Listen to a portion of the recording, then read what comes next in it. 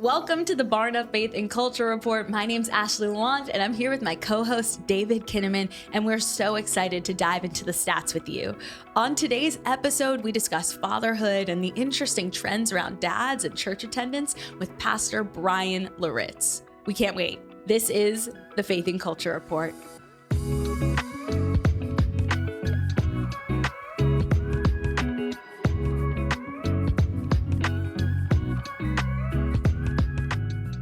Today's episode is brought to you by Man in the Mirror and their Spiritual Fathers Initiative. Their mission is simple: to equip mature Christian men to mentor and disciple the next generation. Through practical tools and a clear roadmap, Spiritual Fathers helps younger men find the guidance and support they're looking for.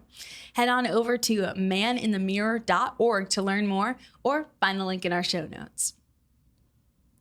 Hey, David. Good morning. How you doing? Hey, Ashley. Good to see you. Good to see you too. Yeah. How are you? So what's one good thing that's happening for you? Ooh, well, I'll say recently I got to go on a trip with my mom to Mallorca, Spain. And for anyone listening who doesn't know where that is, which I didn't before, a bit before researching this trip, it's a beautiful island in the middle of the Mediterranean. It's got beaches and vineyards and mountains. And we got to take this train through the mountains and spend some time, at a lovely sort of boutique spa hotel resort. Wow.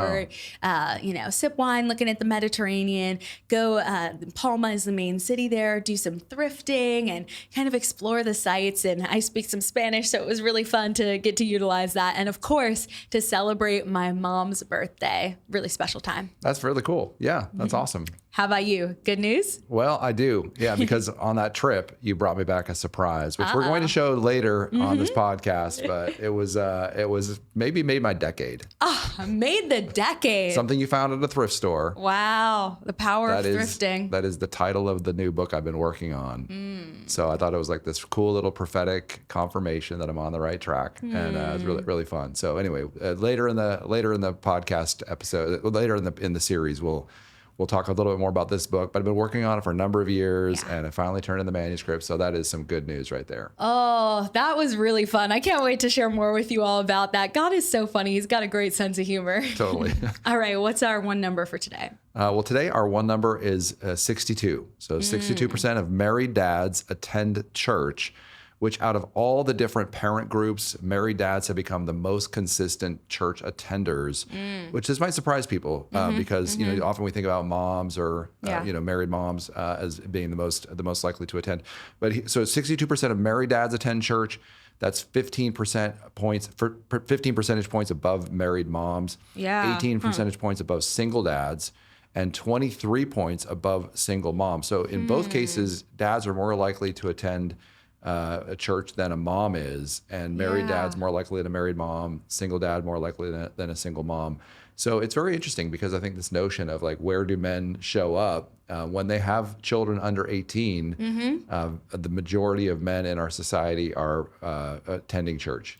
Yeah, it is interesting. And it also feels in alignment with some of the other trends that we've been talking about just men broadly are attending church more. And so there is this sort of wave happening around sort of gender identity, recommitting to the Christian faith, or at the very least attending church. And it's quite interesting. But I think there's also, an underbelly to ask, why aren't single moms attending church? Why aren't married moms? We know also Gen Z women have been leaving the church at higher rates. And so we celebrate and have excitement about dads, married, single, even non-dads, men and boys and young adults attending church. But we also should ask some tough questions about what is happening with women and what is happening in churches where women either are not feeling welcomed, encouraged, supported, spoken to. So for me, as a woman, I also think about that side. Yeah, no doubt. Yeah, and we mentioned this on a previous episode, but one of the best selling books of 2025 was Notes on Being a Man by Scott Galloway. Yeah. And just thinking about the gaps that we have in terms of what it means to be a man, what it means to be a woman, what it means to be a father. And I think there is this huge hunger for people just to know, like, all right, how do I make sense of my complex life and all the chaos and the swirl? So, we're here today to talk about fatherhood and more broadly men, but also we're here to talk about sort of these these ways that the church can have a persuasive witness to manhood and womanhood and fatherhood and motherhood.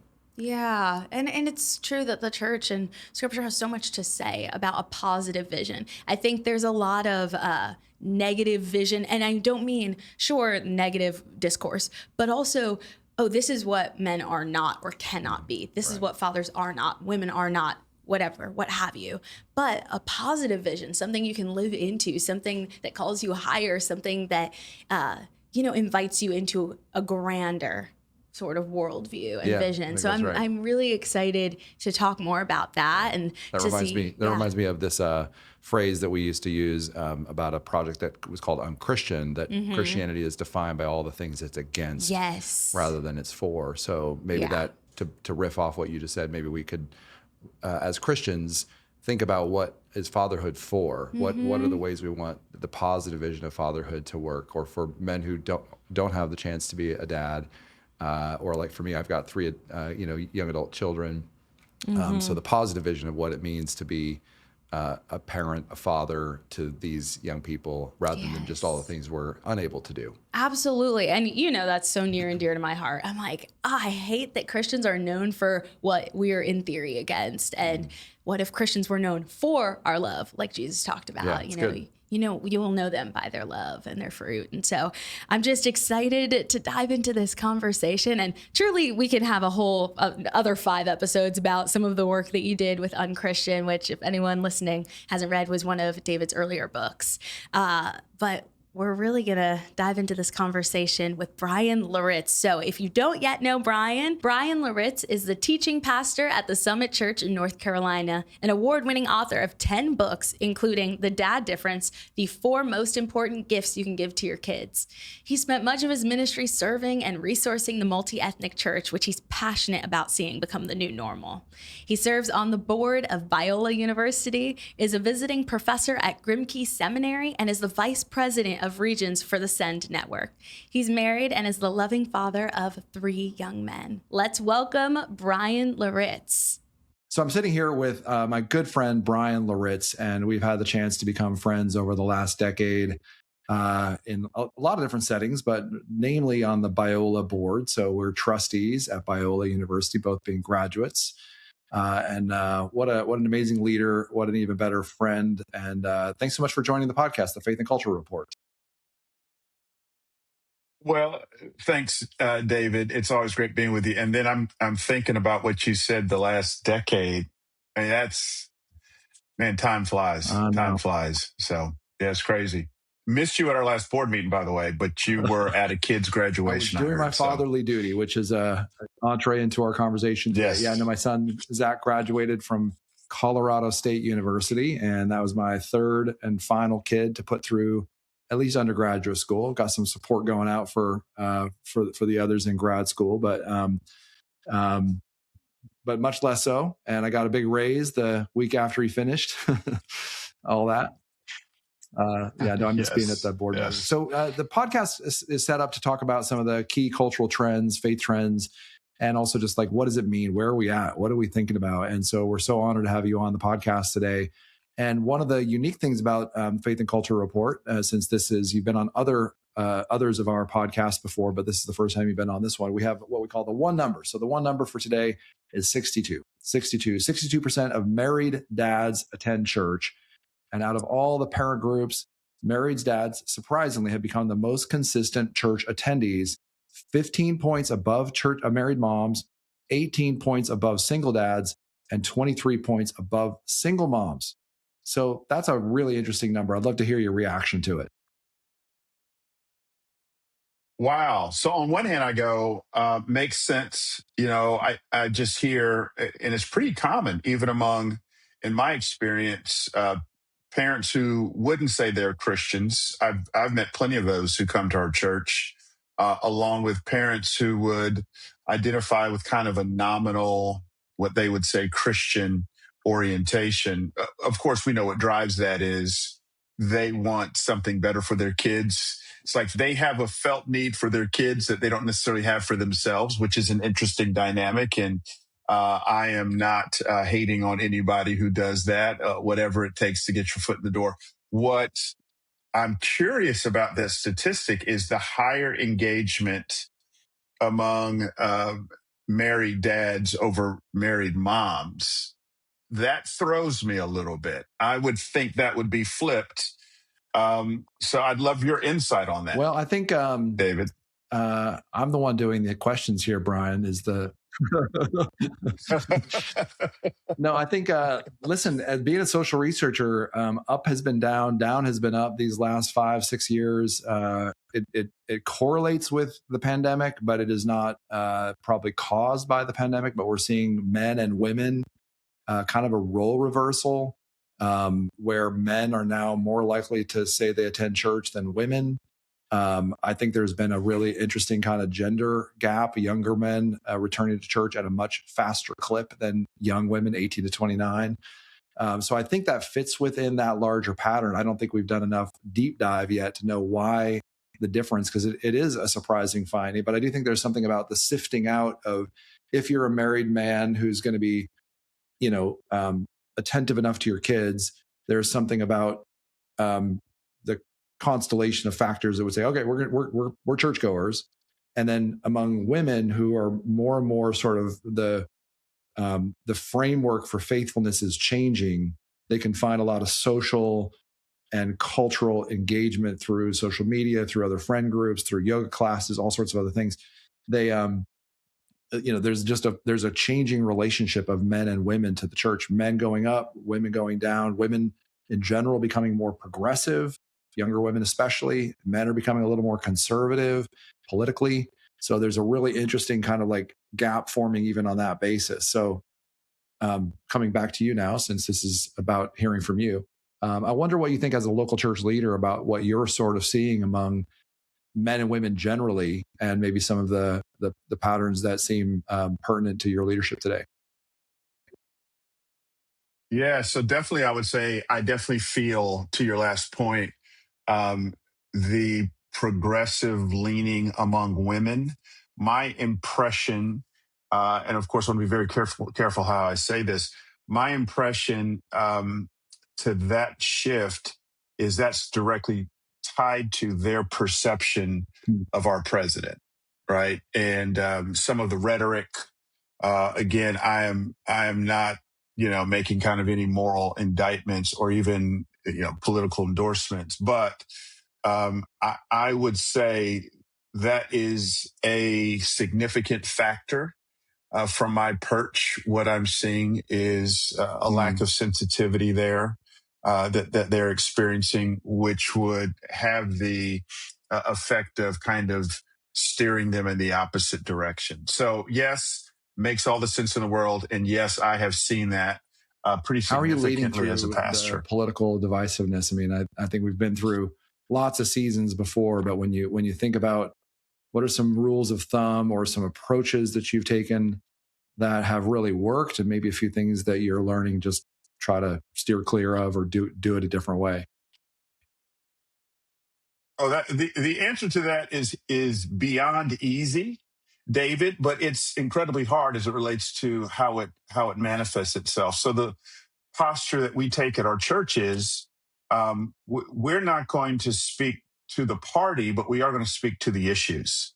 So on the one hand, we reject this whole notion that either political party, that the kingdom of God fits neatly in any political party. Okay, I would like to believe that that's an easy one. On the other hand, we also reject the notion that don't mention anything about politics. The Bible I read has plenty of things to say about political issues, right? Plenty of things to say about the believer's responsibility in caring for the poor and the widow and the orphan, and a lot to say about the sanctity of life, both in the womb and outside the womb. So what we have said is where the Bible speaks very clearly about when it comes to the issues, we're going to speak clearly about. I'm even thinking about that story in which, the Herodians and I think it was the Pharisees who cornered Jesus, and they asked him a very political question. Should we pay taxes to Caesar? And at the end of the day, Jesus gives a masterful answer, but please notice he does take a side. He's like, absolutely. Let's pay taxes to Caesar. Give me a coin whose image is on it. So yes, I do think we should speak about um, the sanctity of human life inside the womb.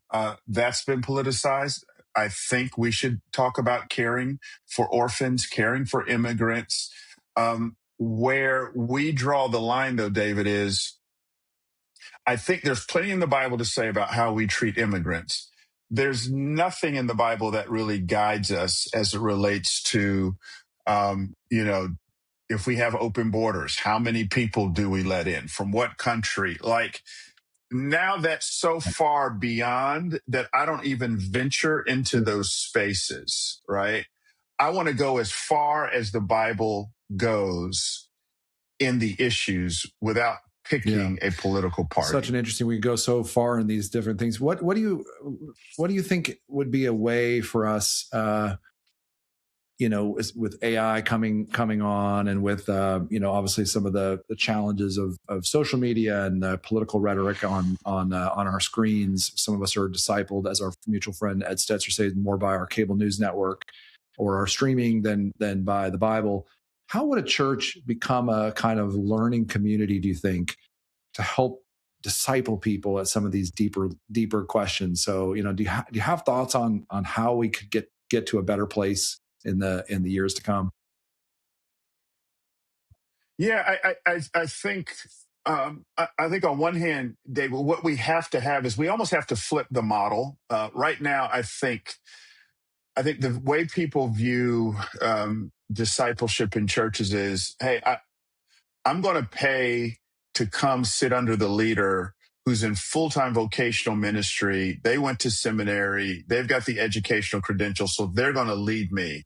The issues that you're talking about, we actually need people at the forefront of the marketplace. Yeah. To lead us, right? And so I think what's got to undergird all of that is just a robust theology of the dignity of all work, faith and work, and really helping everyone to see that we are priests together. And so I want somebody who's really savvy in AI and yet who loves Jesus leading the way in these conversations and how to do it. You and I sit on the board, and there's a guy by the name of Pramod on our board, and loves Jesus and does a lot of work in this area. If I went to church with him, if I was his pastor, I would look for guys like them and look for them to be empowered and to lead the way in these conversations. I would love to go to, you read these articles about Silicon Valley executives who don't let their kids have a lot of screen time. Well, imagine going to church with one of them. Like, we've got to empower, platform, and say, hey, I don't think I'm going to serve our body well if I'm the only voice and I'm trying to tackle this from a sermon. No, you need to be leading the way.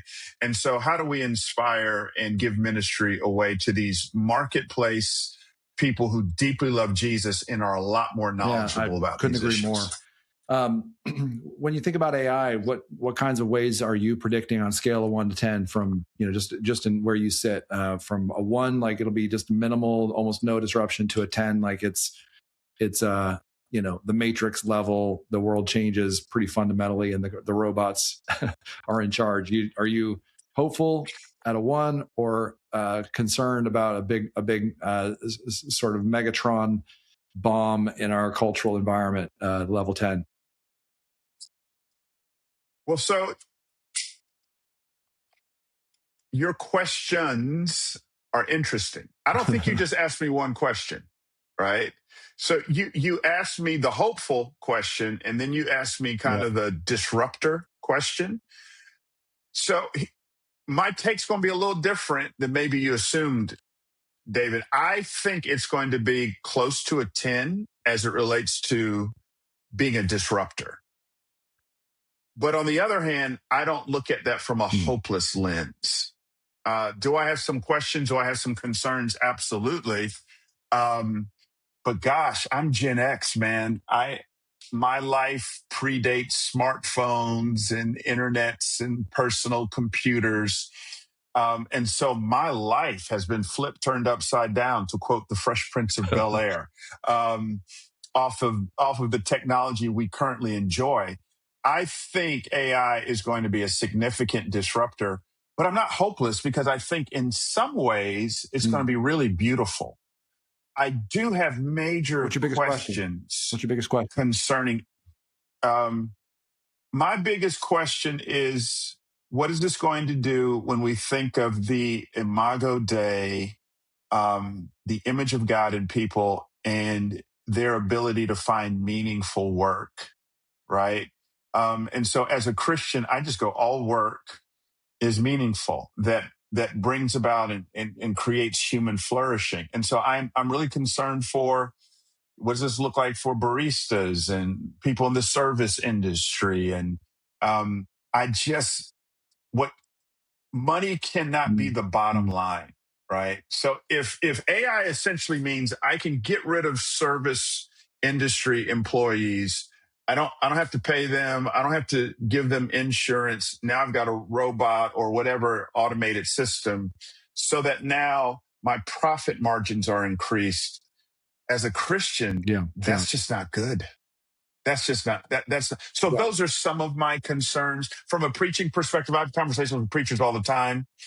I tell them, I think AI is great. When I'm thinking about putting a sermon together, it can't be my first move.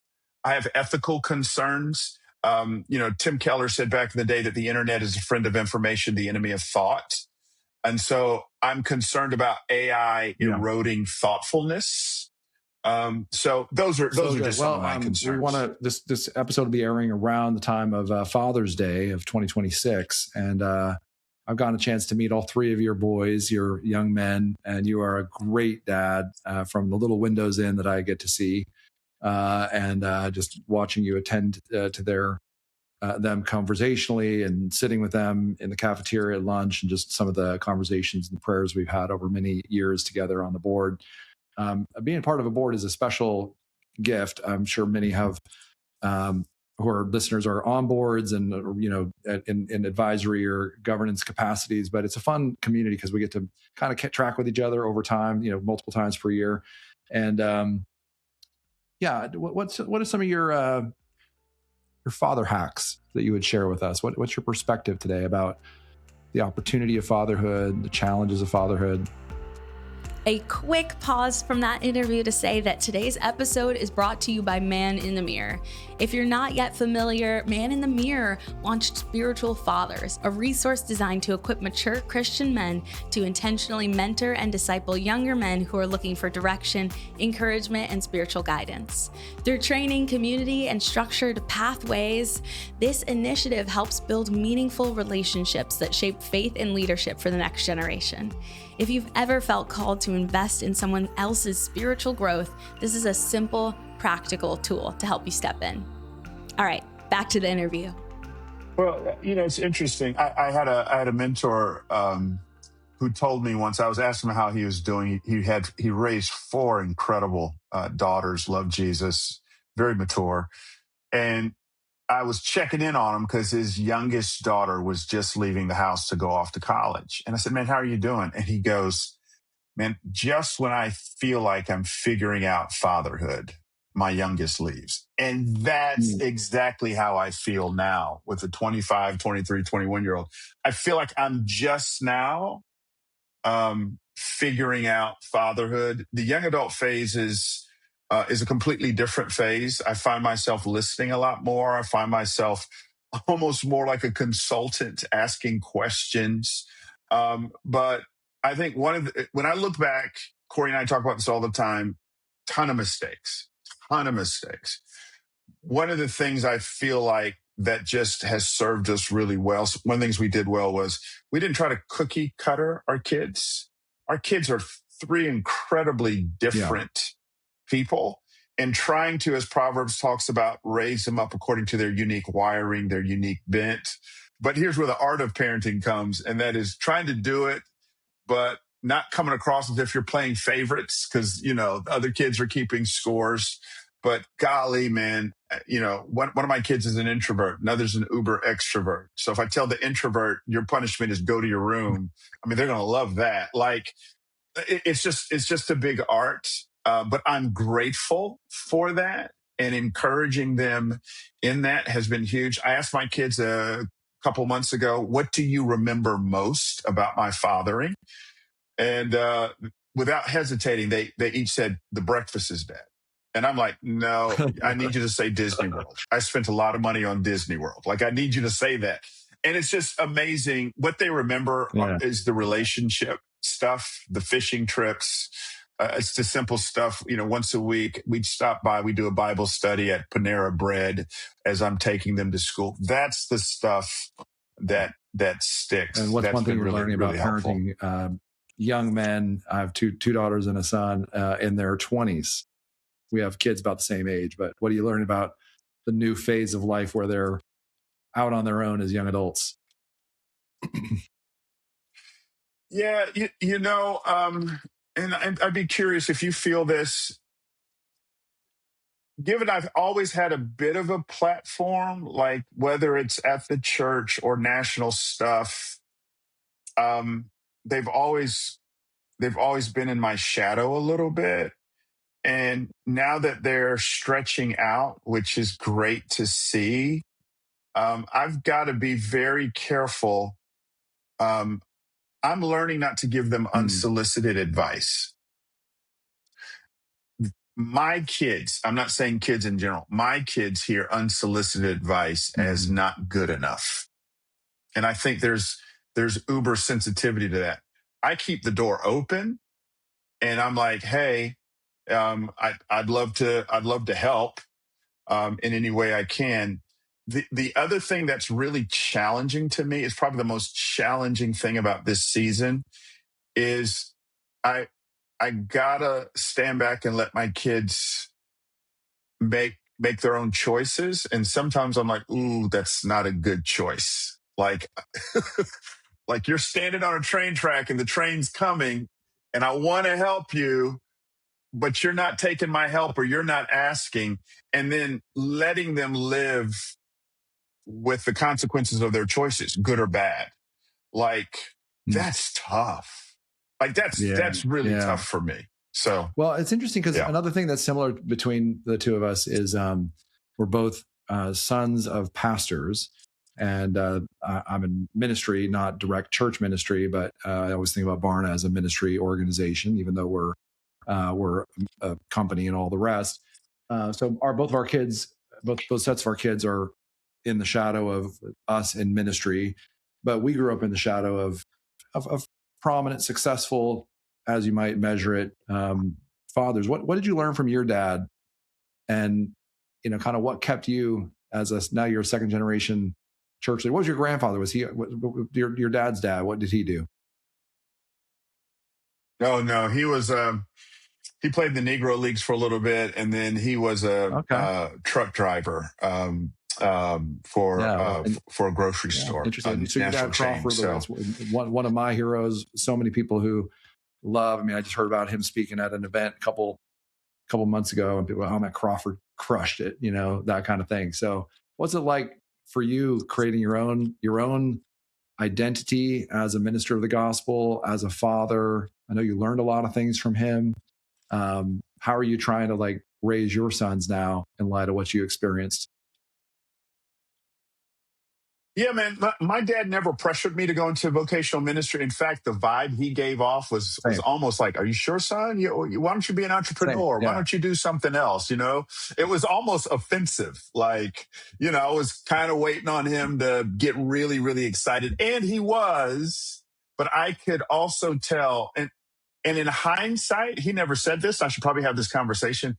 I think any hesitancy I felt from him was, I think he just knew the hits I would take, and he knew kind of the behind the curtain of ministry and the disappointments that were bound to come our way. And I think he wanted to steer me in a different direction.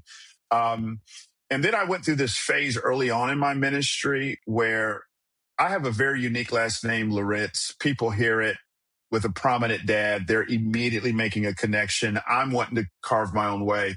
So, man, I grew up in Atlanta, but I literally moved to the other side of the country, California, because I wanted to try as best as I can to get some distance from his shadow. And so our relationship was never contentious, but we did go through a period where it wasn't as close as I could tell that he wanted. Wasn't contentious, but wasn't as close. I feel like the last couple of decades of my life, man, it's as close as ever. And the relationship is great. I just had to go through that I would call it whatever, that manhood process, that professional process of figuring out my own lane, getting some wins under my belt.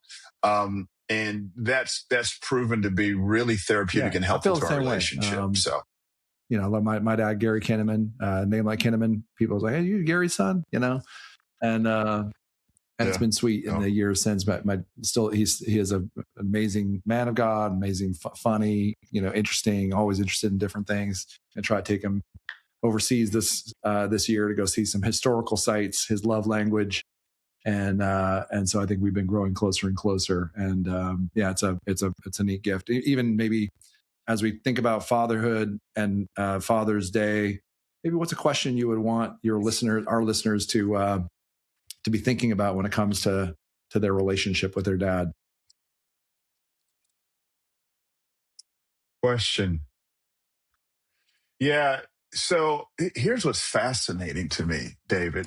I having young adult sons is proving to be a masterclass in how my dad views me. What I mean by that is, um, man, when my sons call me just to check in, and they're not calling me for money, which I'm happy to give. They're not calling me but when they're taking steps towards me and initiating a relationship with me, no, Dad, just call and check in, bro. Like I'm 10 feet tall, and then I'm humbled because I'm like, man, I have this posture. I'm still a little boy sometimes in my thinking towards my dad, and I'm waiting for him to take steps towards me. But then my sons are showing me that when the son takes the step towards the dad, and I'm going, got it. I need to do better at initiating with my dad. And sure enough, same thing. When I call my dad, I'm like, hey, man, I'm going to be in town. I'm going to bring my golf clubs. Let's get in a round. Man, he's giddy. He's giddy. So that's the thing is I'm wrestling with. I'm always now looking for how can I initiate? How can I take steps towards? Because that's so what my kids are showing me. That'll preach, brother, because you've got so many different ways that we think about in our business, our relationship with our fathers, who we are, who we're becoming, especially as so much of our connections to, like as we were talking at the first part of our interview, the connections to our careers are changing because of AI, and like what our dads or mothers did might not be what the world that we live in, and the vocations are going to be different. But then it also, I think there's something spiritual about, like, when we pursue God, who is always in pursuit of us, there is also something that's available and accessible to us as we approach our Father God. Yeah, 100%, 100%. And it's also teaching me about grace. My kids show me profound grace, and that encourages me to continue to show grace to my own dad. So, if you're tapping in, I many of you probably come from homes where, your dad was nowhere near the man he should have been. And I'd encourage you to wrestle with the question of grace and what does that look like to give your dad what he doesn't deserve. Well, a little segue here. I want to ask you about something that, if you're a viewer, not just a listener, in Bryan's room, there's a piece of art on his wall, and you just so happened to adjust it before we started. So I'm going to ask you to go back to that for our listeners. You'll describe it, and then for our viewers, they'll be able to see it. But That's a pretty intriguing little piece of art, buddy. And I'd love for you to describe it and where it came from, what it means. No, I'm not a narcissist. Okay, so when I planted a church some years ago called Fellowship Memphis, and 1 year to honor and appreciate me, the staff uh, got me this, and what it is around. So you see my name, Bryan Loritts, and around it are kind of one word descriptions or phrases that the staff said came to mind when they thought of me. And my love language is words of affirmation. So man, I got that and it was game over for me. I was so excited. I think they all got raises that year, Kinnaman. But yeah, that's what that is. It's a reminder of our church in Memphis, and it's a reminder of the great team that God blessed That's me sweet. to walk. Well, one of the things that I have on my wall is it says Master Builder at Work. And it was the 10-year anniversary of me buying the company from the founder, George Barna. And they all have little inscriptions, little handwritten things around the way they see me as a leader. So, I think those are very meaningful. I think the reason that I caught my attention, in addition, because before we started recording, you went up and fixed it because it was just a tiny bit askew. And I love the anal side of one, make sure those things are straight because I can relate.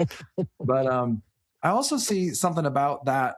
It struck me because I've been thinking about like how cool would it be if, and again for our listeners, it's got his name on it and it's got maybe 20 or 30, 40 maybe different words that people would have said about you. I can see focused and loving and committed and mindful and disciplined and passionate and caring.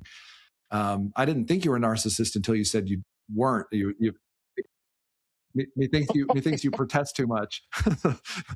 but I actually think that I've had this vision in my mind, and I wonder what you think about it. Ephesians 2:10, God's made us to be a masterpiece, created in Christ Jesus to do good works, and these things have been set in motion before time began. Right, like this notion of a destiny. And I've been thinking about how cool would it be if every person who graduated from youth group to go off to college as a young adult, our sons, our daughters, could come out of their experience with the church knowing how much they are loved and seen, and a word cloud. It's like it's in the art behind Bryan for our listeners is a word cloud.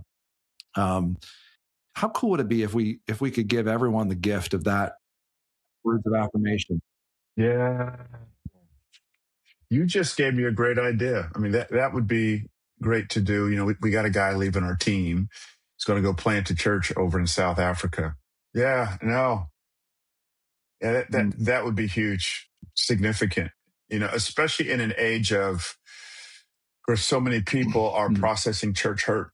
What would it look like, when God calls them on from a church family, if their small group got together or whatever and just loved on them in that way? That's huge. Well, that's a very particular example of it. And I think it's a great one. And I think that in this time of tracking back to our conversation a bit ago, with AI and other things disrupting the questions of like, what will I be? You graduate with a degree today, and students just this last graduation season, they're booing any mention of AI because they realize it's got such a huge kind of like grim reaper reality to what they thought their life might be like.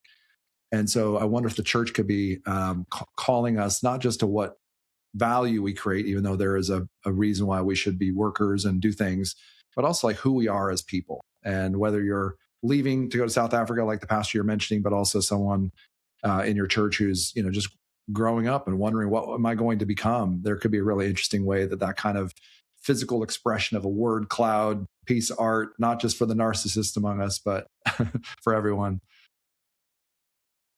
Yeah, that's cool. Yeah, that's well. Good. As we wrap up our interview, just what's an encouraging thing, something fun you're doing this summer? Oh gosh, so yeah, we're not taking an official vacation. We're gonna do some fun stuff this fall.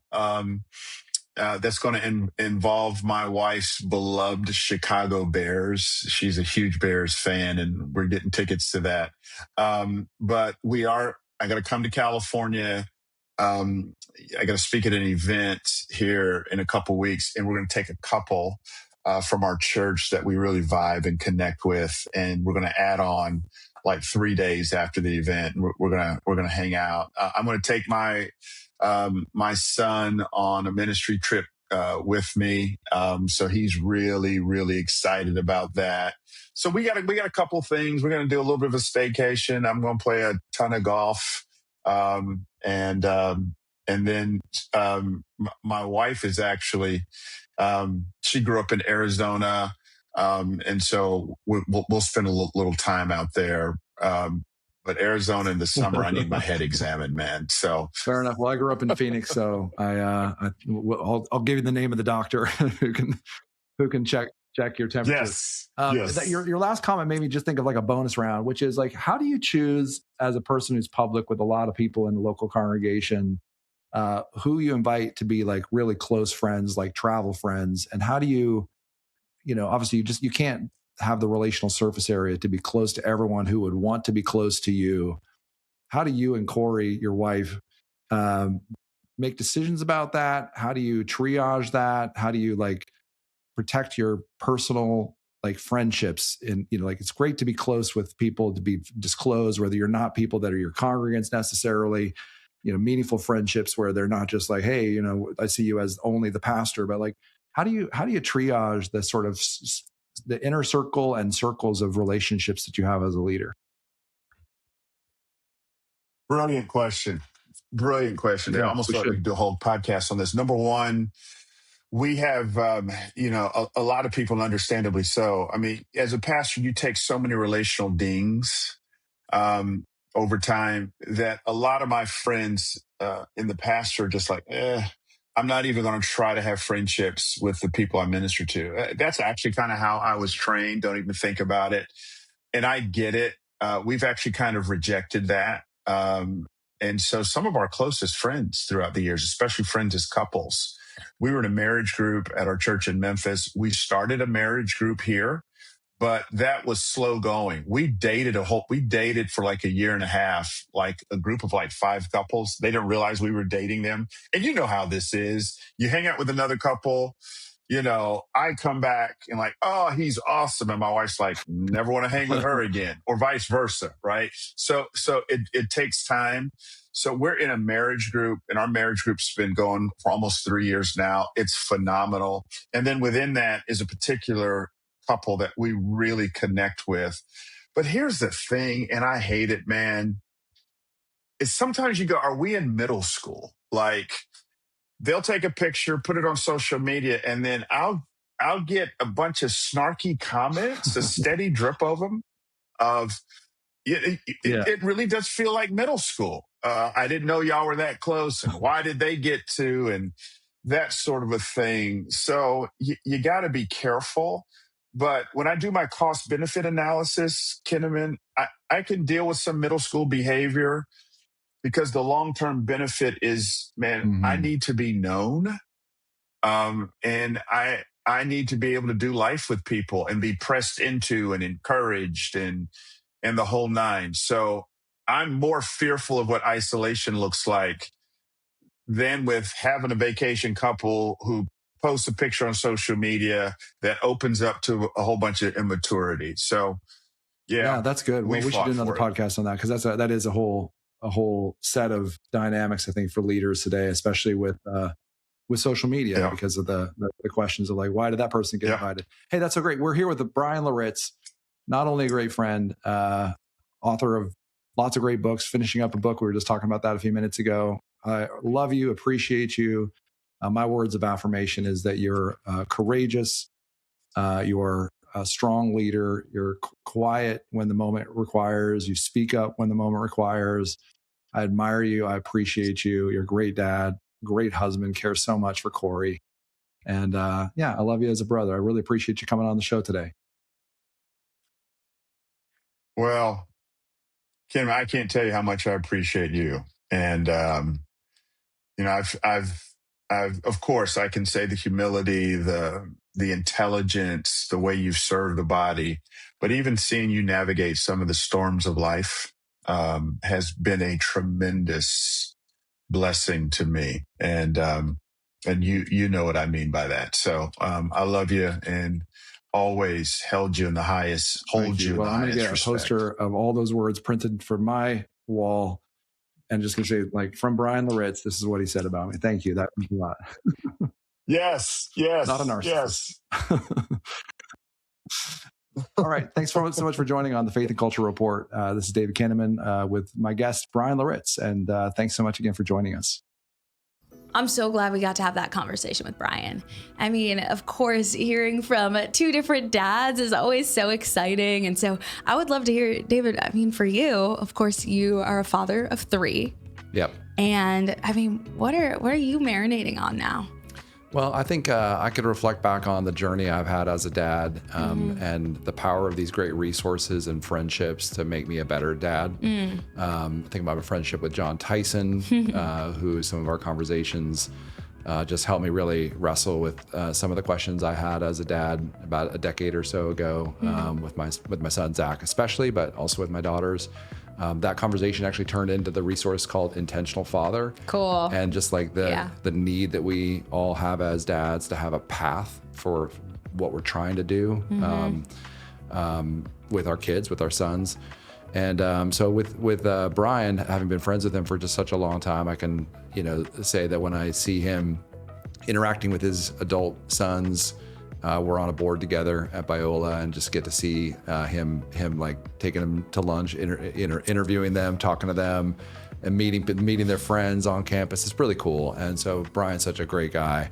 But I think this larger need that we have of like, what is the pathway? What are the ways we could be better fathers? And I think about my son Zach and just praying for him, praying for my daughters Emily and Annika. Realizing now as adult children, I don't have quite the same influence, but a different kind of influence, a deeper influence, a friendship that's based now on wanting the best for them. And, just staying in deep friendship with them. So, this need that we have, that the church can come alongside fathers. We're talking specifically about fathers today, but also for mothers and for those who would like to be moms or dads, or for those who have tried and haven't been able to be moms or dads. And spiritual moms and dads, That's which right. is essentially everyone is a exactly. spiritual mom or dad to someone. But we all need a map to the kind of place we're trying to get. And I think research and some of these conversations can be really important wayfinding tools. Yeah, I totally agree. It's funny what you said has me thinking my dad, who is amazing, gave me a sort of spiritual resource toolkit as I was going off to college. He handed me these packets of essays that he'd written on sort of the theological, historical, scientific evidence for Christianity and sort of principles, biblical principles to live by. Amazing. And it stuck with me that, my mom for a lot of my life was kind of that key spiritual prayer warrior, and both of my parents have a strong faith. But my dad, I remember I'm walking out the door heading to Boston, and he just hands me these packets and he's like, read these and know you can always call me and we can always talk through this. And it's he created toolkits and a map for me in my faith. And it's even emotional thinking back to that moment and how significant it was. And to be fair, my 18-year-old self, I don't know if I read through the entirety of both packets, but also the symbolic meaning. I read through some of them. Don't worry, Dad, if you're listening, I read some of them. But he handed me a map. A spiritual map. Yeah. And I think back, I wonder who handed him a map. Was it my grandpa or my grandma? Was it a pastor? My parents, met through a youth ministry on a mission trip at their church in high school. And their youth pastor, I think, was probably one of those significant people who handed them a map. And so I love that visual. Yeah, the dad difference. The dad difference. Yeah, that's great. What a cool story. Yeah, it is. Well, I'm so thrilled, and my heart is warmed with Father's Day and just talking about fatherhood. Thank you all for listening. And if today's conversation resonated with you, if it moved you, if you learned something new, please make sure to share it with a friend. Subscribe, follow the Faith and Culture Report wherever you listen to podcasts. There's usually a little follow button, and leave us a review. If you like this episode, reviews are the best way that new people can actually find our podcast and join the conversation. So a quick final thank you to our partner, Man in the Mirror, for sponsoring today's episode. Through their Spiritual Fathers initiative, they're helping men invest in the next generation through mentorship and discipleship. You can learn more at maninthemirror.org. Let's keep discerning the data together. We're so grateful you're here, and we'll see you on the next episode of the Barna Faith and Culture Report.